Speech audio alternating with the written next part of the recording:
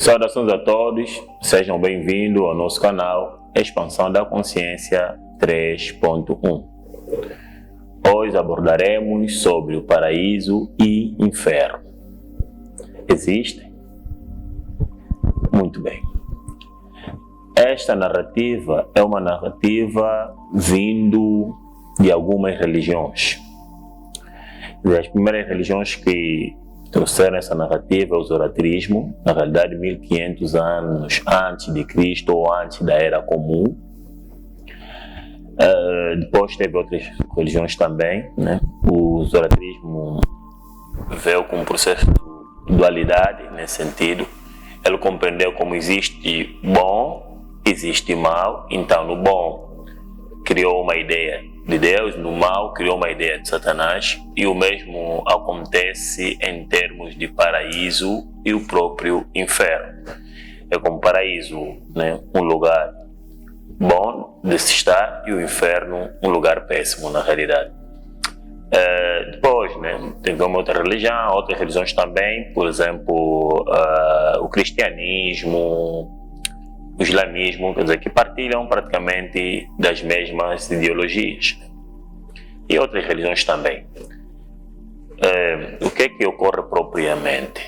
Primeiro, nós precisamos compreender, né? Quando se fala da morte, porque isso aqui é praticamente o que eles oferecem ou o que eles, na realidade, defendem, o que vai acontecer depois da morte. Isto é, depois da desintegração do corpo físico, porque no verdadeiro sentido, quem nunca nasceu, nunca morre. Isto é, podemos chamar o espírito ou a consciência eterna, isto nunca morre. Então, isto é que abordaremos em outras ocasiões, mas hoje vamos aqui falar diretamente da questão relacionada diretamente ao paraíso e ao inferno. Então, como é que podemos aqui ver a situação? Primeiro é que desenhou-se um Deus que é amor, e ao mesmo tempo falo desenhou-se porque as pessoas escreveram sobre esse Deus. Então é uma ideia vindo das pessoas ou dos escritores que escreveram na realidade acerca de certos deuses, e tiveram que criar aqui o conceito de paraíso e inferno, no sentido na realidade de as suas regras serem obedecidas da melhor forma possível. Então precisavam criar algo, na realidade um mecanismo que pelo menos as pessoas pudessem na realidade se agarrar, que foi esse mecanismo que é o paraíso e inferno, que no verdadeiro sentido não faz nenhum sentido, e vou explicar porquê. Primeiro, desenha-se que o paraíso é uma recompensa de um Deus que eles mesmos também criaram, e o inferno é uma punição do mesmo Deus que se considera amor. E isso, até um certo ponto, já invalida o amor na realidade que eles descrevem do seu Deus. Quer dizer, eles desenharam um Deus, né, que quando você segue, né, ou faz algumas coisas que na realidade lhe agradam, ele te dá o paraíso, e quando na realidade faz as coisas que desagradam, ele na realidade te direciona para um inferno, um fogo eterno, no qual alguns nem consideram assim, que as pessoas vão ficar lá sofrer. E vai sofrer por quê? Porque desobedeceu a um certo Deus. Na realidade isso não foi um Deus que escreveu, isso é narrativa, na realidade humanas, e com seus próprios objetivos. Então não teremos aqui como culpar algum Deus, não. Isso foi narrativa humana com seus objetivos, ou com objetivos na realidade de que as suas crenças, suas ideologias fossem aceitas, e na realidade, mais uma vez, implantar aqui o medo psicológico. Porque uma pessoa com medo psicológico, então, é uma presa, faz as coisas da melhor forma possível, e muitas vezes sem questionar, devido mesmo a este medo. Agora, primeiro, quando se fala do conceito de paraíso e inferno, é preciso compreender quem morre.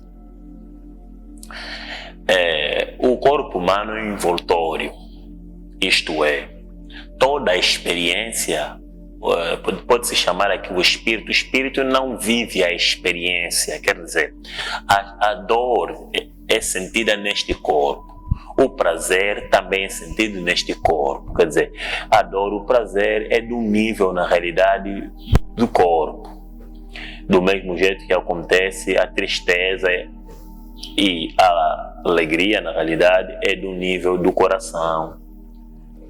E a mesma coisa acontece que nesse caso, a felicidade, nesse sentido, e a infelicidade, no nível, nesse caso, mental, psicológico, do mesmo jeito que a bem-aventurança, que é no nível, por exemplo, energético. Mas toda a situação, toda a sensação é sentida a partir do corpo.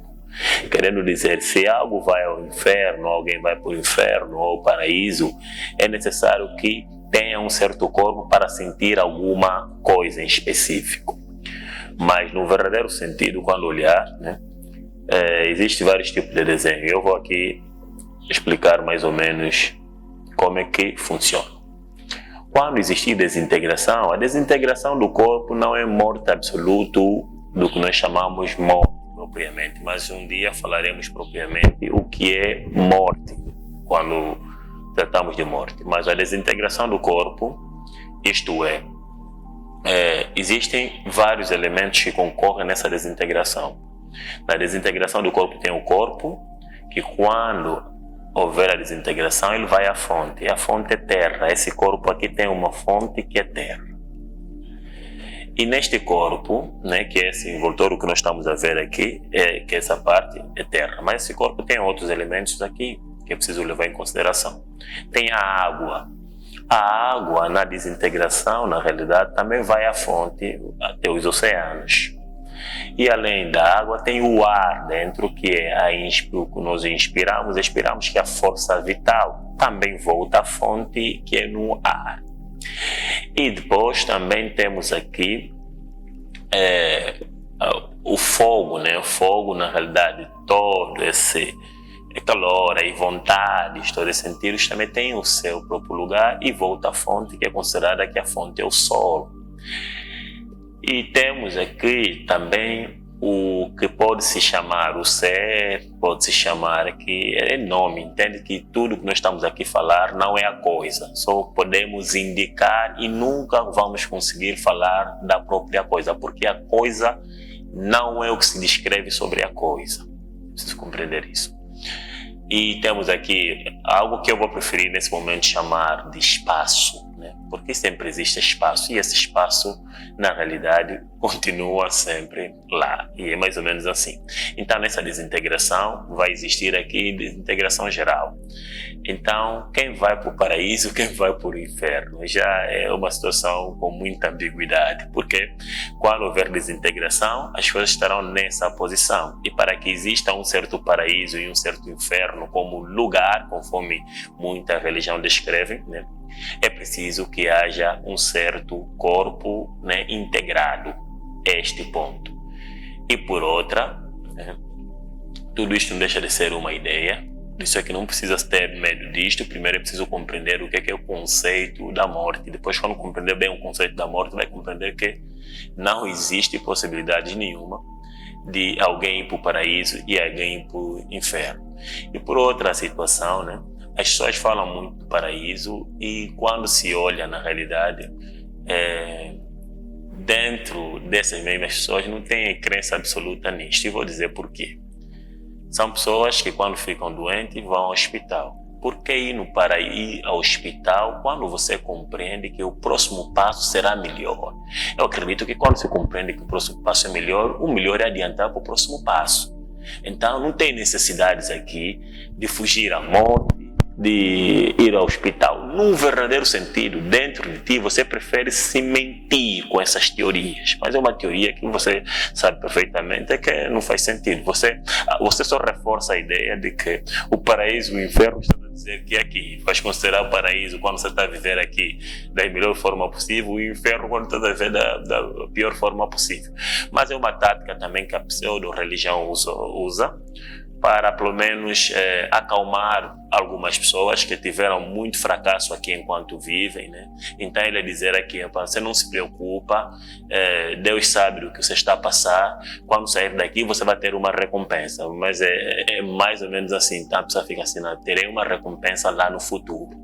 Na realidade, todas essas ideias do futuro é uma forma, na realidade, de mentir os seguidores, porque as situações ocorrem aqui e agora, no momento presente. Tudo é no momento presente. Essas ideias do futuro, como não se tem como provar algum futuro, então é muito mais fácil vender uma mercadoria no futuro, porque não se tem como provar. E por outra, não se tem como, na realidade, provar a questão que ocorre principalmente lá no futuro que vai ocorrer. É sempre possibilidade, né? Então é preciso estar mais atento nesse sentido e libertar-se dessas prisões, porque são prisões no verdadeiro sentido. São prisões que vai repetindo e no verdadeiro sentido não tem nenhum sentido, né? Que eu tenho um pleonasmo, mas é mais ou menos assim, não tem mesmo nenhum sentido. Nós vimos que as pessoas, famílias, né, acabam se dividindo, por quê? Porque uns pertencem a uma certa crença, os outros não. É muito simples. Se você tem uma certa crença, né? E quando olha na religião, está descrito que quando chegarem lá, né, não terão, na realidade, aí já não serão família como tal, quer dizer que todo mundo é família. Por que você se incomoda tanto se alguém aqui entende que, se você acredita tanto nos teus preceitos, você poderia deixar as pessoas à vontade, até porque vocês só são irmãos aqui, são pais aqui, isso é de acordo a vossas teorias, né? São pais aqui, então qual a importância lá? Por que estragarmos a situação daqui ou termos aqui divisões, conflitos familiares por uma questão de crenças não comprovadas, porque ninguém comprovou absolutamente nada. As pessoas acreditam nisto porque nasceram num certo lugar na qual foi-lhes dito acerca dessas teorias e eles receberam essas certas teorias como verdade. E até quando eles dizem que eu tive uma experiência, essa experiência é fruto, na realidade, dessas mesmas teorias. A experiência real não exige nenhuma teoria, querendo dizer, é uma experiência não projetada mentalmente, mas é uma experiência vindo diretamente de um vazio absoluto. Toda a experiência que a pessoa tem nesse sentido são experiências induzidas em função da própria teoria. Agora, se acredita num paraíso, coisa do gênero, primeiro ponto tem que ser real contigo mesmo e verdadeiro. Não precisa perder tempo com os hospitais. É bom que, pelo menos, adianta, né, no processo para que chegue-se até no próximo passo. A outra coisa, não precisa se criar aqui conflitos com os outros, porque, no verdadeiro sentido, lá já não terão, neste caso, nenhuma relação. E eu não sei quão agradável isso será quando você chega num lugar que, na realidade, já não tem nenhum tipo de relação e as pessoas, quer dizer, ali já todo mundo está de uma posição unificada. E essa posição de paraíso e inferno apenas baixa significativamente o Deus que vocês desenham, né, como um amor, um Deus de punição, na realidade, e, quer dizer, para os que fazem bem tem uma certa recompensa, os que fazem mal têm uma certa punição, né? E esse é o desenho de muitos pais, quer dizer, e de muitos professores. Por isso é que até o sistema de educação deve, na realidade, sofrer uma reforma. Até os pais devem, na realidade, se reformar, porque esse conceito, na realidade, é o conceito das pessoas que escreveram tais livros. Eles eram punidores, ao mesmo tempo, os homens de recompensa. O amor não precisa dessa dualidade. O amor transcende o que é a punição e transcende o que é a recompensa. Até porque, trazendo isso em alguém, né, como se alguém dissesse: olha, você me segue para viver, caso contrário você morre. Qual é a escolha que está se dando a uma pessoa nesse sentido? Não faz nenhum sentido. Então, o conceito de paraíso, o conceito de inferno é só mais um conceito, na realidade, que a pseudo-religião, né, trouxe no sentido, na realidade, de reforçar os meios psicológicos e, na realidade, de implantar a prisão psicológica, porque todo mundo que tem um medo psicológico, na realidade, é um preso psicológico. Espero que realmente a mensagem seja clara e objetiva no verdadeiro sentido, a verdade não é algo que pode ser dito, é algo que pode ser apontado, querendo dizer que eu não estou aqui a falar da verdade, mas estou a apontar a verdade. Por isso eu digo que não mordem meus dedos, mas olhem por onde ele aponta. Muito obrigado pela vossa atenção.